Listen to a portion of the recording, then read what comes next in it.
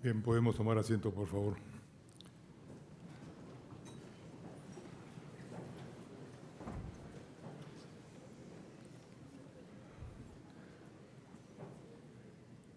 Buenos días con todos. Vamos a dar inicio, con la venia de nuestro señor vicerrector, a la ceremonia de incorporación como profesor honorario de la universidad al doctor Benigno Pendaz García.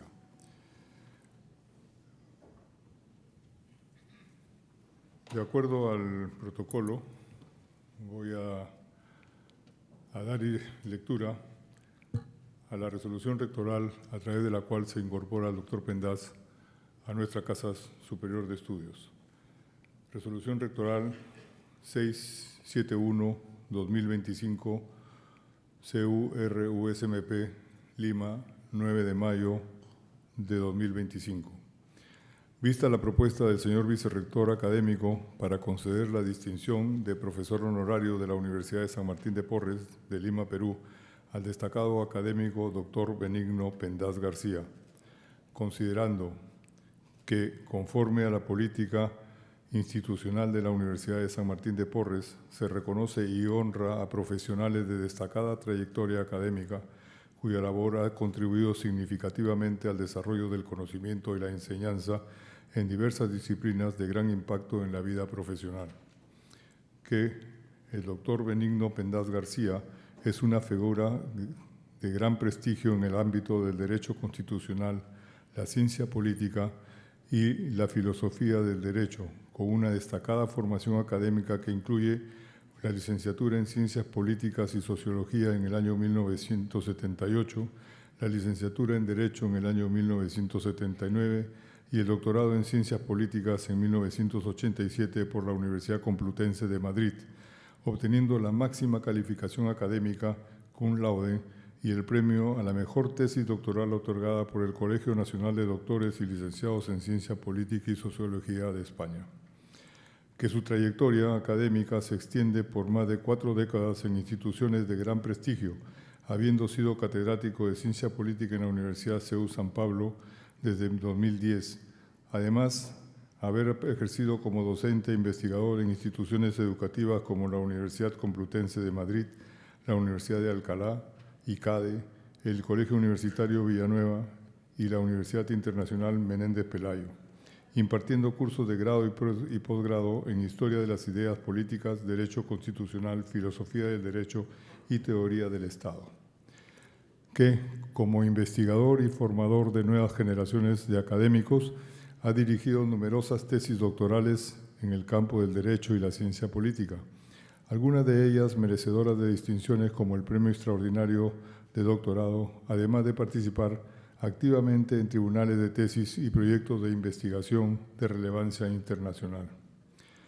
Que en su faceta de gestor académico e institucional ha ocupado cargos de alto nivel, como director del Centro de Estudios Políticos y Constitucionales de España entre los años 2012 y 2018, en cuya función también fue consejero nato de Estado. Fue también director general de Bellas Artes y Bienes Culturales del Ministerio de Educación y Cultura de España entre los años 1996 y 2000, y actualmente se desempeña como presidente de la Real Academia de Ciencias Morales y Políticas de España desde el año 2022 y presidente del Instituto de España desde octubre del año 2022. Que su producción intelectual es amplia y de gran impacto, con más de una docena de libros publicados, incluyendo Jeremy Bentham, Política y Derecho en los Orígenes del Estado Constitucional, 1988, Teorías Políticas para el siglo XXI, 2007, Las Paradojas de la Libertad, 2010, y La Ciudad de las Ideas, Grandeza y Servidumbre de la Moderación Política, 2014. Asimismo, ha dirigido y colaborado en múltiples obras colectivas de referencia en el ámbito político y jurídico.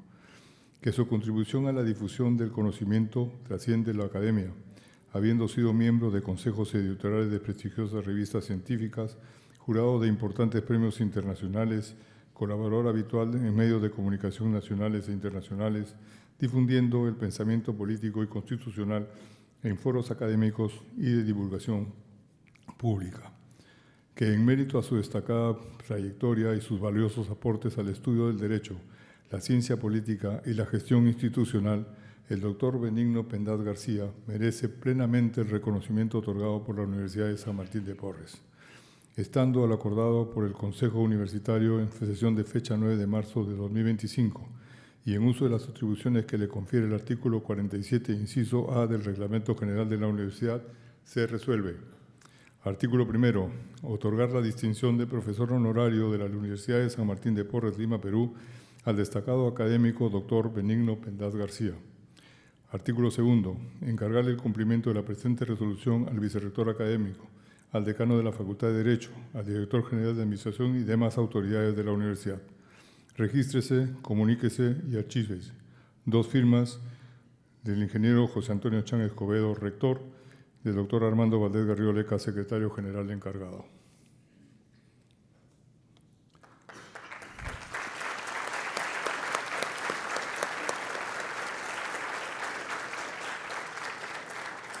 Ahora procederemos a la entrega de la medalla y diploma, así como una copia autenticada de la resolución para el doctor, por parte del doctor Raúl Bao García, vicerrector de la universidad.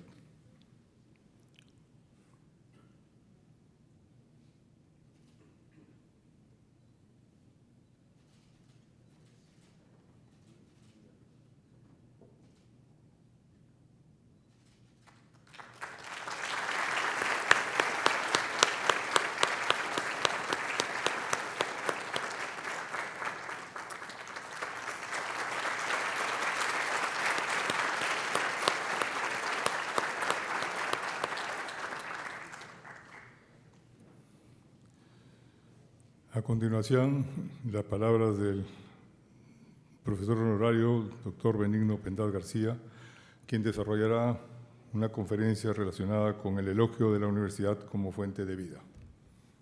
Doctor.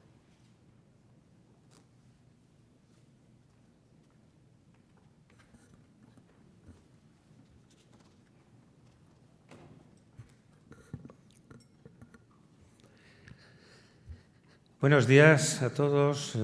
Muchas gracias, señor vicerrector, señor decano, ilustres colegas, representantes de la Embajada de España, profesores y muy especialmente, porque mi conferencia va dirigida a ellos, a los alumnos de esta prestigiosa universidad.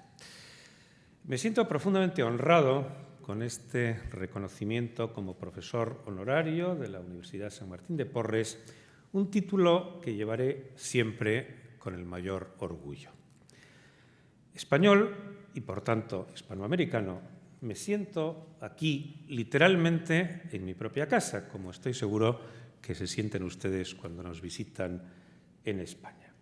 Me precio de haber viajado por todos los países de lengua española, desde el Río Grande hasta la Tierra del Fuego. Y debo confesar también mi predilección especial por esta maravillosa tierra peruana y por esta ciudad con tan gran personalidad que es Lima. Gracias a todos de verdad por su gentileza, por la eficacia en la gestión de este acto, por su afecto a la hora de hacer de nuestra estancia en el Perú, de mi esposa y la mía, una experiencia inolvidable. Coincidente además con el comienzo del pontificado del Santo Padre León XIV, de quien tanto esperamos como guía espiritual de todas las gentes de buena fe. El tema elegido para mi conferencia, que insisto, se dirige muy especialmente a los alumnos, yo me precio de... Mi currículum es largo ya con el paso del tiempo y ha habido tiempo a hacer muchas actividades en la vida, pero mi verdadera vocación es la de docente, la de profesor universitario. Y por ello he elegido un tema que lleva por título Elogio de la universidad como forma de vida. Vamos a desarrollarlo. Una de las normas jurídicas, de los códigos más prestigiosos y relevantes del derecho español y, por tanto, con gran influencia también en América, las partidas del rey Alfonso el Sabio, en mitad de la Edad Media, hacia 1250, ofrecen una hermosa, una linda definición de la universidad. Dicen que estudio es el ayuntamiento de maestros e de escolares que es fecho en algún lugar con la voluntad y con el entendimiento de aprender los saberes. Y sigue una regulación minuciosa de la vida universitaria que incluye un bello capítulo sobre las honras que se deben a los maestros que ejercen fiel y lealmente tan noble condición. Ningún oficio, insisto, más satisfactorio que la docencia, y lo digo por la experiencia de haber ejercido otros varios. La metafísica de Aristóteles, uno de los textos fundacionales de nuestra civilización occidental, comienza diciendo que todos los seres humanos desean por naturaleza saber. Y la universidad es la fórmula moderna para organizar tan noble aspiración. No es la única. En la propia Grecia clásica existía la Academia de Platón, el Liceo de Aristóteles, las escuelas, por ejemplo, la de los estoicos, que se reunían en una de las puertas de Atenas. Stoa significa precisamente puerta. Pero ya desde lo que llamamos Edad Media surgen estos estudios generales en las universidades, en las ciudades, producto del esfuerzo de la burguesía, del Renacimiento, de la filosofía griega y del derecho romano, de los grandes pensadores cristianos como San Agustín o Santo Tomás, todo ello en camino hacia el surgimiento del Estado moderno que nace precisamente en el Renacimiento, allá por el siglo XVI. Y allí comienzan a aparecer, en esa etapa final de la Edad Media, las grandes universidades en Europa: Salamanca, Alcalá, llamada entonces Complutense. Con el tiempo la Complutense se traslada a Madrid, y también en otros países: la Sorbona, Oxford, Cambridge, Bolonia, Padua, Coimbra, Leiden, Gotinga. Pero también en América. Un gran orgullo de los españoles es que la primera universidad con diferencia que se funda en el continente americano es, como bien saben ustedes, San Marcos, mucho antes que universidades tan prestigiosas como Harvard. Vienen luego muchos vaivenes, una distinción entre la universidad napoleónica estatalizada y las universidades anglosajonas, y parcialmente también en nuestro mundo, privadas. Lo que no hay que hacer es un debate artificial sobre si es mejor la universidad pública o la privada. No importa la naturaleza jurídica. Lo importante es la calidad intelectual y humana. En definitiva, que cumplamos aquello que decían las partidas de Alfonso el Sabio, Alfonso X el Sabio, el ayuntamiento, el encuentro entre los maestros y los discípulos. Misión de la universidad es el título de un célebre libro del más importante filósofo español del siglo XX, José Ortega y Gasset, que conviene releer de vez en cuando porque allí se ofrecen unas pautas enormemente inteligentes para lo que significa la vida universitaria. Pero si han reflexionado ustedes sobre el título de mi intervención, la idea es que la universidad es algo más que una escuela profesional que habilita para ejercer una actividad en la vida. La universidad es un modo de vivir, y además es un modo de vivir que para los alumnos se desarrolla en un momento delicado pero crucial, el tránsito de la adolescencia a la madurez, un momento apasionante en la trayectoria vital de todos nosotros. En esa etapa se toman grandes decisiones en las cuales hay que acertar. ¿Qué decisiones? Pues nada menos. ¿Qué voy a ser? ¿A qué me voy a dedicar? ¿Cuál va a ser mi actividad profesional? Y con mucha frecuencia, ¿con quién voy a ser? ¿Quién es la o el conjunto de personas, de amigos, de colegas con los que voy a compartir la vida?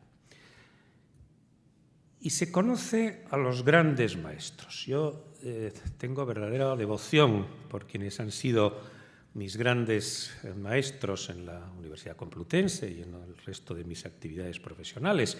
Cito algunos nombres muy prestigiosos, ya fallecidos por desgracia: Eduardo García de Enterría, Luis Díez del Corral, Antonio Truyol.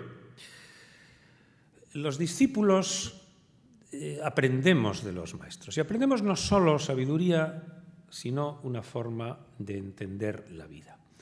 Un célebre pensador inglés del siglo XVII, Francis Bacon, recordaba que en el fondo somos enanos a hombros de gigantes. Es decir, vemos más allá porque nos han enseñado, nos han subido a un cierto nivel a partir del cual podemos aprender más. Y por eso el deber principal de un docente es transmitir a los alumnos la pasión por el saber.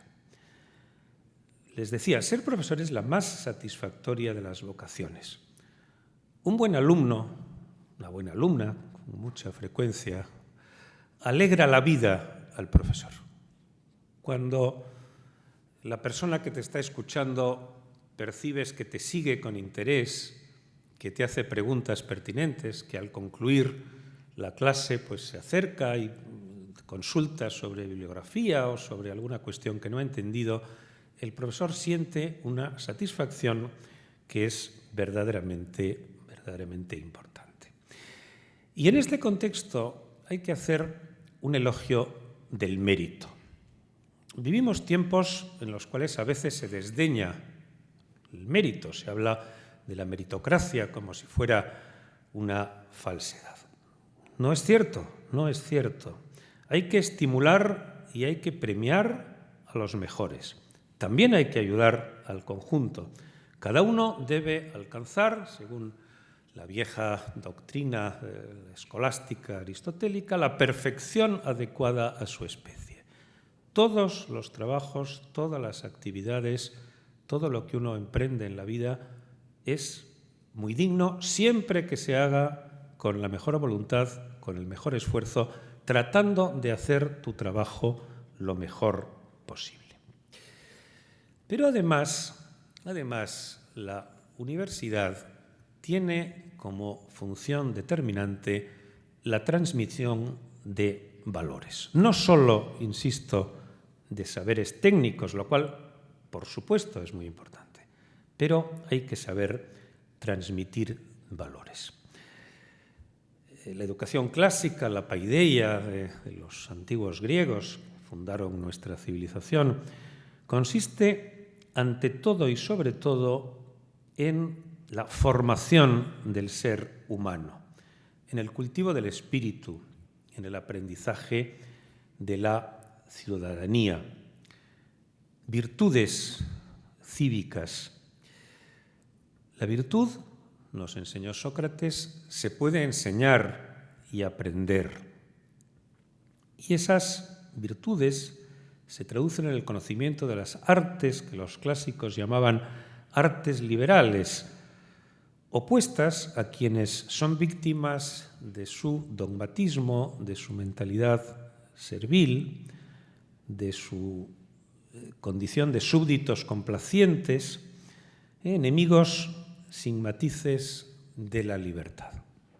Tenemos que ser libres.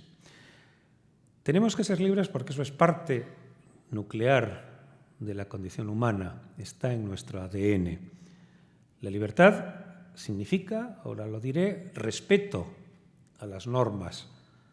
Significa debatir, discutir, argumentar, no imponer, no intentar salir siempre triunfador, escuchar a la persona con la que debatimos, porque la otra persona tiene, sin duda, seguro, una parte de razón en su enfoque de los problemas que nosotros no hemos visto, que nosotros no le hemos dado la importancia que merece.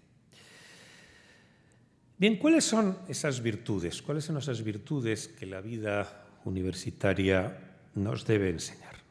Hago una relación de perspectivas de varias de ellas. Sentido de la responsabilidad. Somos libres, pero nuestros actos tienen consecuencias. Por tanto, lo que hacemos no es gratuito. No es lo mismo estudiar que no estudiar. No es lo mismo portarse bien con el prójimo que portarse mal. No es lo mismo hacer lo que se debe que actuar de forma egoísta. Los actos tienen consecuencias y los demás reciben el resultado de nuestros actos. También la austeridad y la pulcritud, el rigor intelectual, la elegancia en el lenguaje y el decoro en el comportamiento, el respeto y la comprensión hacia los demás, la fidelidad a las personas que lo merecen y a las propias convicciones, la objetividad en el análisis de los problemas, el sentido común y la razón práctica para resolver esos problemas, la admiración crítica hacia nuestro propio país, hacia nuestra historia, magnífica en el caso del Perú y de España y del Perú, incluyendo el disfrute de la naturaleza, del patrimonio cultural, siempre y en todo caso la búsqueda de la excelencia. El reconocimiento de la autoridad. La autoridad no es solo el poder. La auctoritas, también volviendo a los clásicos, es aquello que se reconoce a quien es una autoridad en la materia, en el derecho, en la medicina, en la ingeniería, en la ciencia política. La autoridad no se compra ni se vende, se gana con el prestigio.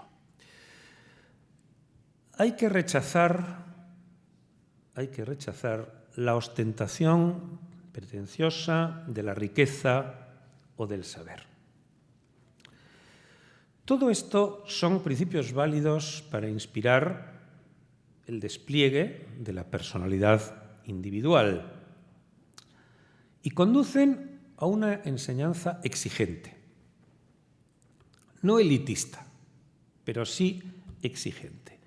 Tenemos que pedirnos a nosotros mismos lo mejor que somos capaces de dar, el profesor en su ámbito y el alumno en el suyo. Podríamos hablar largamente, ¿no?, del despliegue de estas virtudes. Voy a detenerme en alguna de ellas que me parece especialmente importante.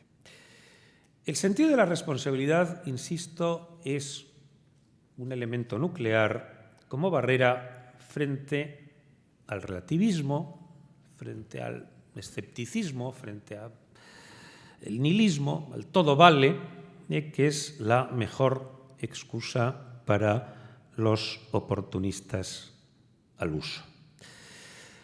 Hay que educar y hay que educarse a uno mismo en la práctica de la rectitud, la coherencia, la trayectoria firme, la perseverancia. Hay que evitar en todo momento aceptar la idea de que todo vale. No es así. No todas las conductas pueden ser objeto de perdón o de olvido, y hablo en términos sociopolíticos y dejo para el ámbito religioso la parábola del hijo pródigo. Premiar la inconsecuencia, premiar el oportunismo, premiar lo que se llama con notorio error el maquiavelismo, es profundamente injusto y además desmoraliza a la gente decente. deben ganar los buenos. Ser bueno es mejor que ser malo. Si le sirve de consuelo también, muchas veces uno piensa que los malvados siempre consiguen su objetivo. Primero, que no es verdad. Pero segundo, hay algo que nos enseñaba ya Sócrates. Decía, los buenos somos más felices. Y así es. Podemos disfrutar de lo que hemos ganado. Nuestra conciencia procura estar limpia. La educación debe, por tanto, inculcar una norma moral. La responsabilidad es consecuencia directa de la libertad y cada ser adulto tiene que asumir el coste político y humano de sus acciones y decisiones. Vuelvo a insistir en algo que el mundo contemporáneo, en el Perú, en España y en todas partes, exagera y magnifica, que es el éxito social, el éxito económico. Naturalmente que hay que perseguir lo mejor para uno mismo y para la propia familia, pero los bienes materiales deben ser vistos desde un punto de vista instrumental, es decir, para mejorar la calidad de la vida, para permitir hacer más cosas, no como un fin en sí mismo y no, por supuesto, pues como una forma de presumir y de despreciar a los demás. Y en este contexto hay que darle una enorme importancia al cultivo de la buena educación, de la calidad y la claridad del lenguaje, de la dignidad en la propia imagen y en el trato con los demás.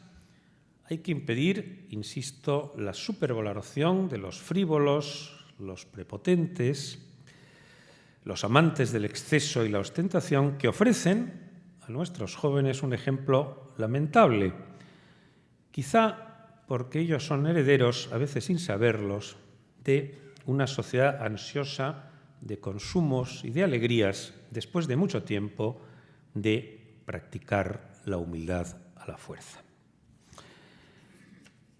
Podríamos, insisto, seguir con el desarrollo de algunas de estas virtudes, pero todas ellas se resumen en lo que yo llamaría una pedagogía de la libertad. Y por tanto, si algo debe transmitir la universidad, además de los conocimientos técnicos necesarios para ejercer una profesión, es una forma de entender la vida. La última parte de mi disertación va a ir referida a una cuestión que es muy importante en la vida universitaria. Aprendemos un oficio, en esta casa el cultivo del derecho, aquí cerca el de la medicina, en otras el de la ingeniería y así sucesivamente.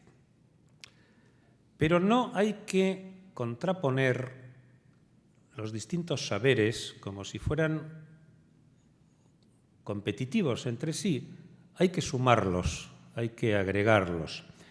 En definitiva, ciencias y letras son perfectamente complementarias. No se puede saber todo, evidentemente, pero sí se puede aspirar a saber mucho. Y para ello hay que cultivar el espíritu.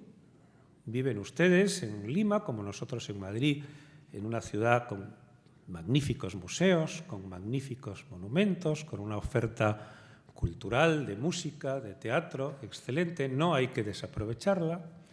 Aprovechen ustedes esa edad maravillosa que tienen para viajar por este espléndido país que es el Perú, pero por toda América y, si las circunstancias lo permiten, por Europa, y en España serán ustedes, ténganlo por seguro, muy bienvenidos. Cuentan con unos medios electrónicos que nosotros no teníamos. Utilícenlos bien, utilícenlos de una manera instrumental para conocer mejor las cosas, pero los medios electrónicos no sustituyen, sino que complementan el razonamiento, el pensamiento, el diálogo, el debate. Ciencias y letras, decía. Les voy a empezar contando una leyenda de origen platónico. Un sabio de Mileto, la ciudad de Mileto, seguramente Tales de Mileto, al que se considera el primero de los filósofos, estaba leyendo un libro distraído, miró a las estrellas, se quedó entusiasmado ante el espectáculo de las estrellas y se cayó a un pozo. Su joven sirvienta, Tracia, se rió a carcajadas del maestro.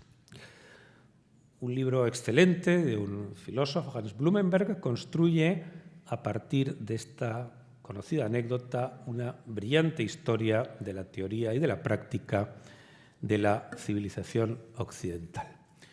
Pero ¿saben ustedes? El sabio distraído Tales de Mileto, al que hemos visto caerse en el pozo, gracias a sus observaciones astronómicas, predijo un eclipse de sol, supo invertir en negocios lucrativos, se hizo inmensamente rico y ganó así el respeto y la admiración de sus conciudadanos. Por tanto, el sabio distraído acabó convirtiéndose en una gran personalidad de la vida social. Vuelvo a insistir en el carácter complementario de las ciencias y las letras. La competencia por la primacía entre los gremios académicos es un lugar común en la historia. El logos, la razón, desplaza a la magia, con gran esfuerzo, por cierto, todavía en el Renacimiento, en el siglo XVI, los humanistas más doctos y elocuentes pues, citan con admiración textos absolutamente esotéricos, por ejemplo, los de Hermes 3 veces grande, parábolas absolutamente ficticias y mágicas, nada menos que Newton, quizá el mayor científico de la historia de la humanidad, traduce la tabla Esmeralda, que era una notable falsedad carente de base científica. Desde el primer momento compiten, y en el mejor de los casos suman sus esfuerzos, teólogos, filósofos, juristas, filólogos, humanistas, cultivadores de las ciencias duras más adelante, a partir del 18, economistas, historiadores científicos, del 19, ingenieros, sociólogos, ahora politólogos, cada vez más en nuestro tiempo, expertos en comunicación y lo que se llama gurús, ¿no? Los sabios de las nuevas tecnologías, siempre los poetas y los literatos, también los artistas y los arquitectos. Bueno, unos y otros han intentado, quizá debería decir hemos intentado durante siglos, ganar posiciones que nos acercan con éxito discreto al poder y la gloria. Con la singularidad de que nadie gana esa batalla científica por aplastamiento y de ahí el peculiar efecto acumulativo que hace crecer sin límites el número de materias que se incorporan a los viejos planes de estudios.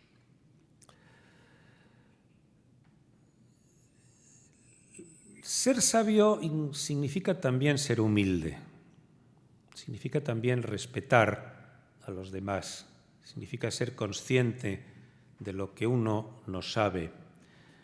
Por tanto, no hagan ustedes caso a esa imagen del personaje vanidoso y antipático que cree que lo sabe todo, que cae en el ensimismamiento, que solo cita a su círculo de afines y en el cual el lenguaje refinado deja de ser elegante y se convierte en rebuscado y críptico.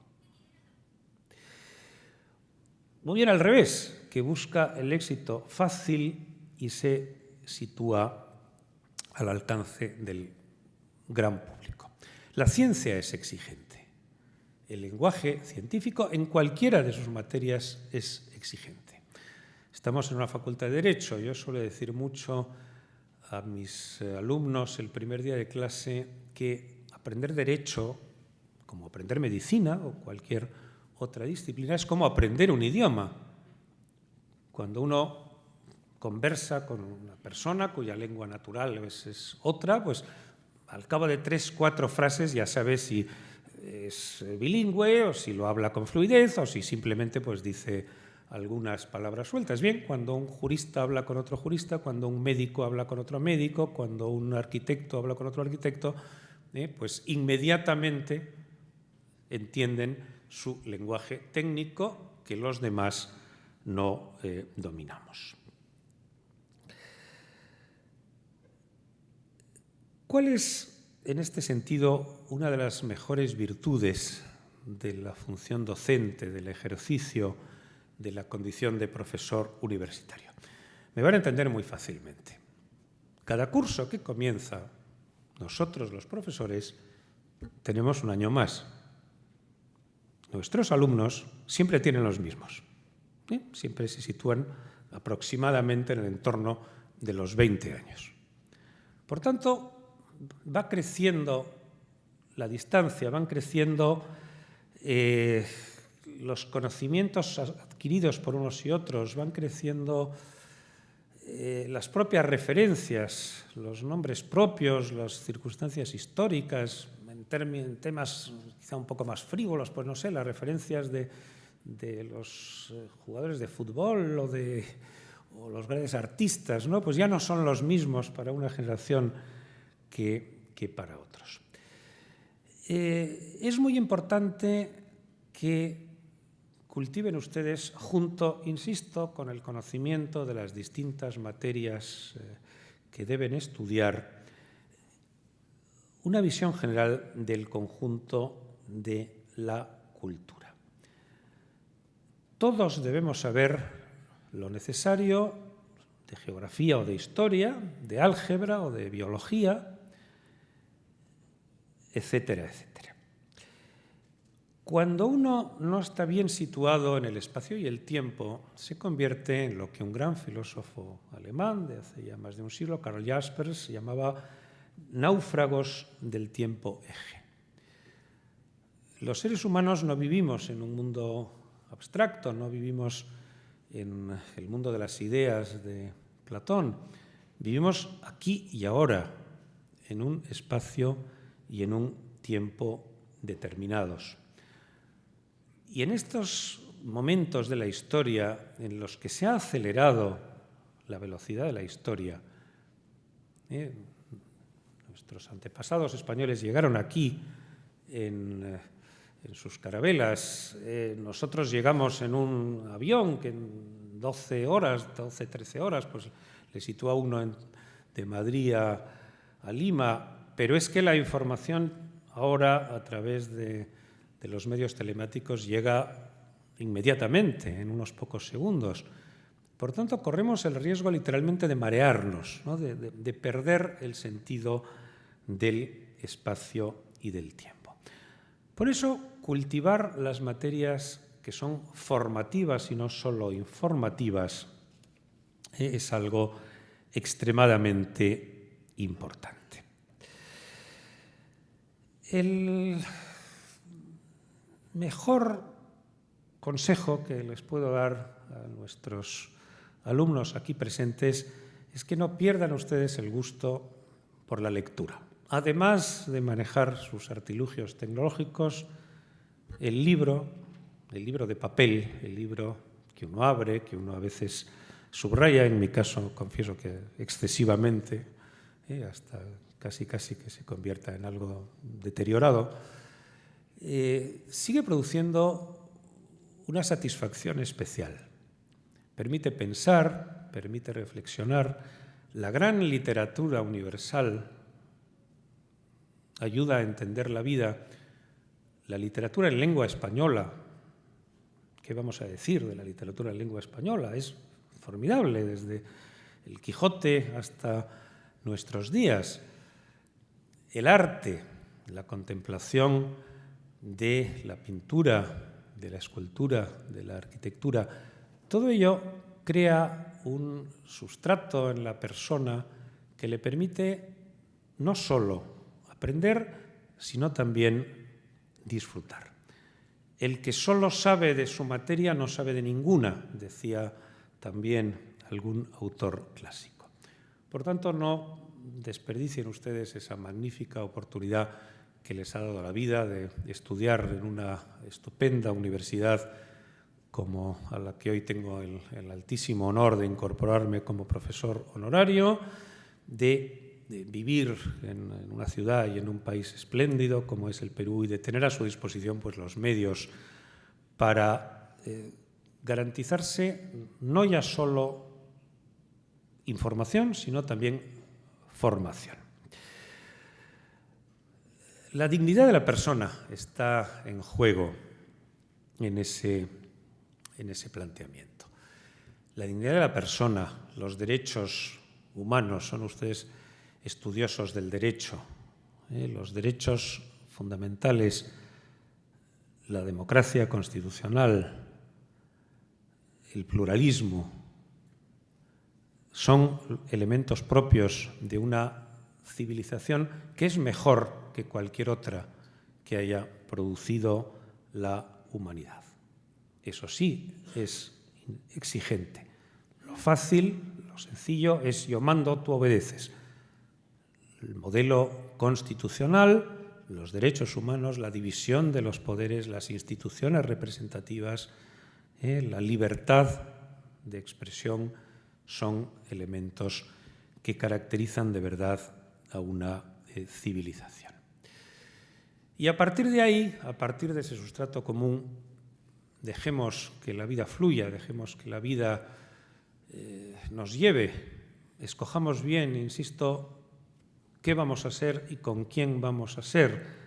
Y esa es quizá la principal decisión que van a tomar ustedes en estos años universitarios. La vida, decía otro gran pensador, Dilthey, es una curiosa combinación de azar, de destino y de carácter. Bien, vamos a procurar equilibrar todos ellos. La universidad es el lugar de nuestros sueños para quienes hemos tenido la fortuna de no abandonar nunca la docencia universitaria, incluso a lo largo de ese currículum ya amplio que antes citaba generosamente y que deriva principalmente de que uno ya va cumpliendo años y por tanto va acumulando actividades y responsabilidades, pero ninguna como la docencia y la enseñanza. Conocen ustedes sin duda la pieza musical universitaria por excelencia, el Gaudeamus Igitur, Juvenes dum sumus. Bueno, pues voy a terminar con una expresión propia de esa maravillosa pieza musical. Vivat Academia, vivan profesores. Muchísimas gracias.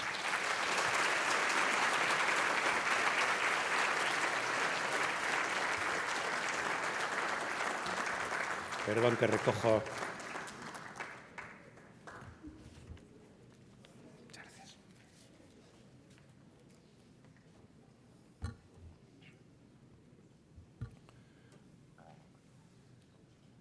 A continuación, las palabras de nuestro vicerrector, doctor Raúl Bao García, para incorporar y darle la bienvenida al doctor Pendas a nuestro claustro.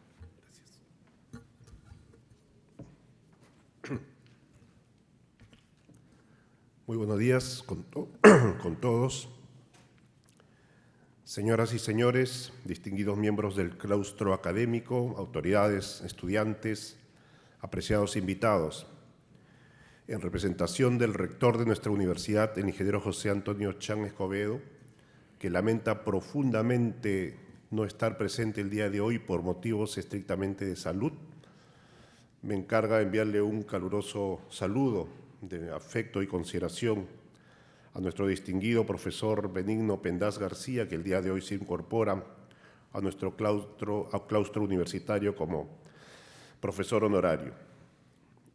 Por tanto, hoy es un día de especial importancia para la Universidad de San Martín de Porres, pues tenemos, como ya lo dijera, el privilegio de incorporar al profesor Benigno Pendas García como profesor honorario de nuestro claustro académico. Su integración a esta casa de estudios, una institución comprometida con la excelencia académica y con la promoción de valores fundamentales para el desarrollo de nuestras sociedades, no solo conserva nuestra tradición, sino que refuerza nuestro compromiso con el pensamiento crítico, el análisis de las ideas políticas y la construcción del conocimiento en nuestra comunidad universitaria. El profesor Benigno Pendas es, sin duda alguna, un referente en el estudio de la ciencia política y del derecho público, cuya trayectoria trasciende las fronteras de España para proyectarse al ámbito académico y cultural internacional. Su sólida formación intelectual, su magisterio en la Universidad CEU San Pablo y su paso por la Universidad Complutense, relatadas en la lectura de su currículum vitae, han sido faros que han guiado a generaciones de estudiantes y académicos. Su contribución al pensamiento político se refleja en sus numerosas publicaciones, donde ha abordado con profundidad temas como la geopolítica, la democracia constitucional y las grandes encrucijadas del pensamiento político contemporáneo. Como presidente de la Real Academia de Ciencias Morales y Políticas, el profesor Pendas ha liderado un espacio de reflexión fundamental sobre los desafíos de nuestro tiempo. Su discurso de ingreso, La ciudad de las ideas, grandeza y servidumbre de la moderación política, es una muestra de su capacidad para vincular la historia del pensamiento con los dilemas actuales de la democracia, en tiempos donde el debate público tiende a la polarización que divide su reivindicación de la moderación como virtud esencial para la política. Su labor como consejero nato de Estado y su paso por el Centro de Estudios Políticos y Constitucionales dan cuenta de su profundo compromiso con la institucionalidad y la democracia. Su participación en espacios como el Consejo Científico del Real Instituto Elcano y la Fundación Ortega Marallón demuestra su vocación de servicio al conocimiento y la sociedad. Asimismo, su contribución como editor de textos fundamentales y su estudio de autores clásicos son prueba de su papel como humanista comprometido con el pensamiento universal. El reconocimiento que hoy le otorgamos no solo es un justo homenaje a su trayectoria, sino también una invitación a que su magisterio ilumine el camino de nuestra comunidad universitaria. Su obra, que abarca desde el análisis de la política y la libertad hasta estudios sobre figuras como Diego Velázquez y Alfonso el Sabio, nos recuerda que el conocimiento es un puente entre el pasado y el futuro y que la educación es el vehículo más poderoso para transformar sociedades. Hemos escuchado en esta mañana en la importante disertación y conferencia de nuestro profesor honorario mensajes motivadores y de trascendencia profunda hacia nuestros jóvenes estudiantes, inculcándoles a ellos que a pesar de la modernidad, de las tecnologías, los valores son fundamentales en sus conciencias. Profesor Benigno Pendas, nuestra Universidad de San Martín de Porres se honra en recibirlo como profesor honorario. Confiamos en que su pensamiento y su legado inspirarán, como ya lo empezó el día de hoy, a nuestros estudiantes y académicos, y que su vínculo con nuestra institución se fortalecerá con el tiempo. Bienvenido a esta, su casa de estudios, profesor Benigno Pendas García. Muchas gracias.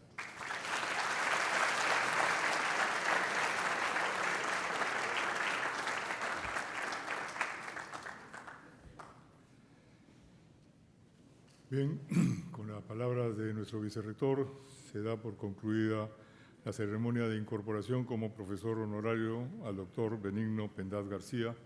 Invitamos a todos los presentes a un brindis de honor en el atrio de nuestro auditorio. Muchas gracias por su presencia.